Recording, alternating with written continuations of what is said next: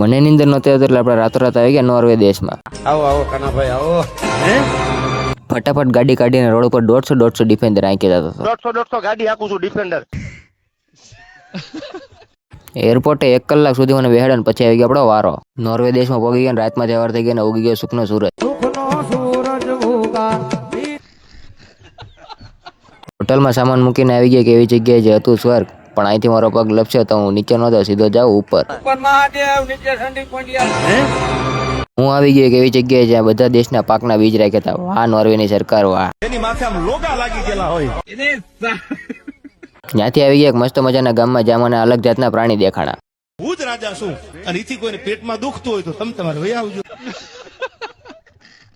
Road ઉપર ગાડીની વાટ જોતો હતો ને આવી ગઈ ત્યાંથી ટ્રેન. માલ હે તો મોહબ્બત હે.